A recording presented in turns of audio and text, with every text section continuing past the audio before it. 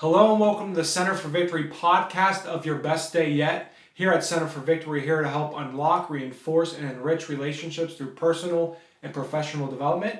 My name is Zach Del Turco. I'm an executive consultant here at the Center for Victory, and we have Eric Guy, Chief Victory Officer.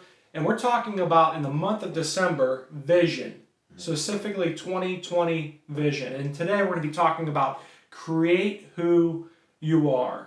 And last session we talked about the life wheel and taking inventory of yourself. So what do you mean by create yourself? Yeah, well, you mentioned the life wheel, and I just want to show it again to the folks that actually watch this and listen to it.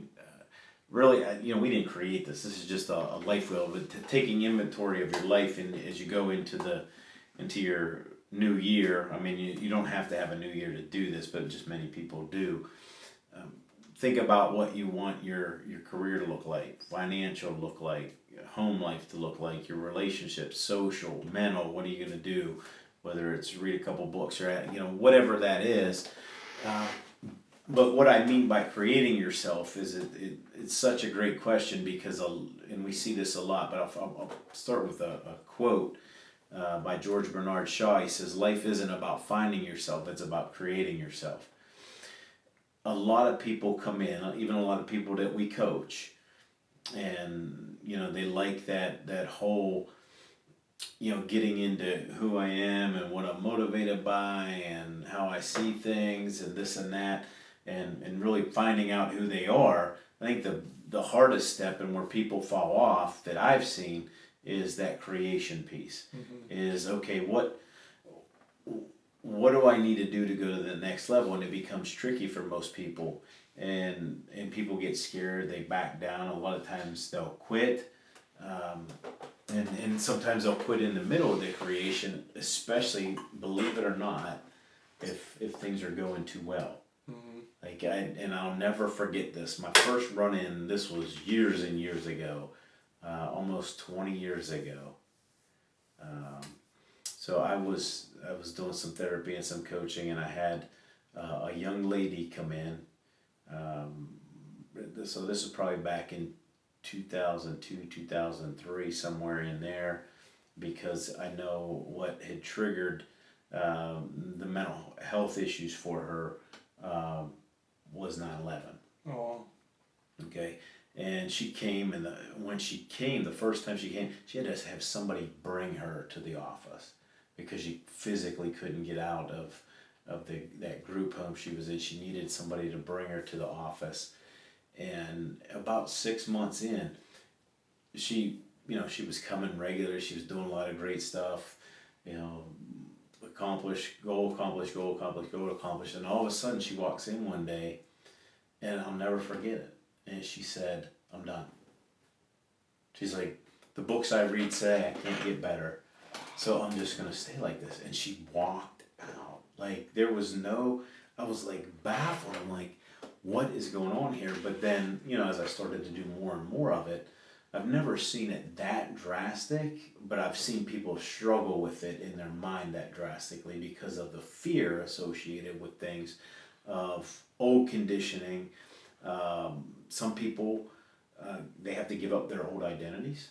So that means who you hang around with and what you were all about and things like that. And sometimes it could be just the people that you're around, if they let you escape that and create who you are. But it takes a lot of work. And for some people, it's just too much work. Wow. So it's interesting how that plays out when you really want to create yourself. There's a dynamic of some difficulty there. Yeah, and I know you talk a lot about be comfortable with being uncomfortable. What do you mean by that? Yeah, well, it's just another great question because change is difficult. Most people, especially nowadays, I mean, we just want it when we want it right now. Like weight loss, we just want it right now. I'm like that, I've been, I've been losing some weight, shredded some weight, and I just hit a wall. It's like I gotta get that last 10 or 15 down. But there's discomfort there, and that's a natural result of growth. When you think about, you need pain to know which way to go. Like you think of it when you were a little child, you didn't touch the hot stove. You maybe touched it once and you found out, oh, that's hot, right? Yep. So you move away from it. It's the same way with getting comfortable with being uncomfortable with it. When you look at it as like with exercise, right? You have to exercise your muscles to get bigger, stronger, faster, quicker, whatever. But there's pain associated with that. And many people don't do that. We all know we should be healthy, but we don't do it because there's some discomfort there. Yeah. We have to get on the elliptical or whatever. We have to run. Some of us don't like to run. Some people don't like to sweat. Some people don't like to sweat. Right. But that's where you really see people fall off, because there's work involved with that. Okay. And it's not so uncomfortable that they have to change, so they just stay the same, which is kind of sad. Yeah. And that's where we're at a lot in our society. What do you think some steps are for people to start creating themselves again, or for the first time? Well, again, if people are listening to this and they've heard what we do and maybe you're involved and want to just take it to the next level, definitely get in touch with somebody, but just have somebody to hold you accountable. But that would go for somebody that's just starting out too. The best way to do something like this and really have a plan and create it and walk through that discomfort and all that is to have somebody that's going to hold you accountable and be empathetic, but not sympathetic. Sympathy is like, oh, woe is you, and oh, woe is me. Empathy is like, well, okay, suck it up, throw some dirt on it, let's get back, pull your bootstraps up and let's go. Right? You need somebody to say, okay, this is what you wanted me to hold you accountable, I'm holding you accountable to this. And there's not a better feeling when somebody's on that ride with you. And the best thing I can tell somebody, if you're just starting off, is get somebody, get a mentor, get a coach.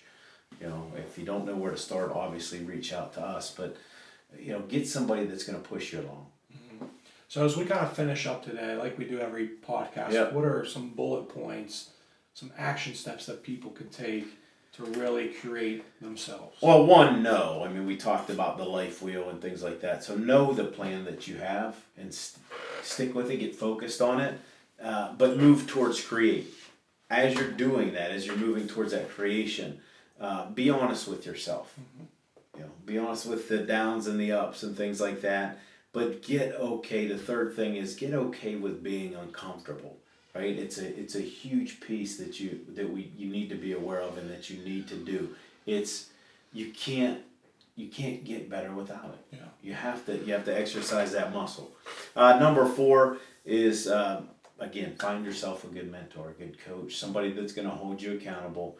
And number 5, as we said we were going to offer it last time, if you don't know, reach out. We either get you hooked up with somebody, or you can try one of our coaches and mentors out as well. And I would just to piggyback on, get yourself a good mentor, get yourself a good coach. The best coaches are those who get paid. If somebody's a coach in your life or a coach on a baseball team, basketball, they're getting paid. The best coaches get paid. And one of the best investments you can make in your life and in yourself is actually in yourself. We invest in everything. We invest in time here, time there, time there. The best investment financially you can make in yourself, especially in your 20s, 30s, and even probably 40s, is getting yourself an amazing coach. And sometimes that comes with a price tag, but how much do you want to grow? That's a very good point, and I know we've emphasized that a lot. I had to, and he'd probably do it for free now. But a decade ago, I went and I found somebody, and he's held me accountable.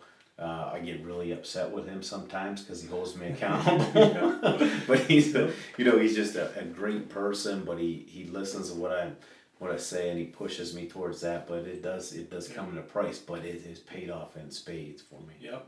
So I want to finish off with this quote by Alan Kay.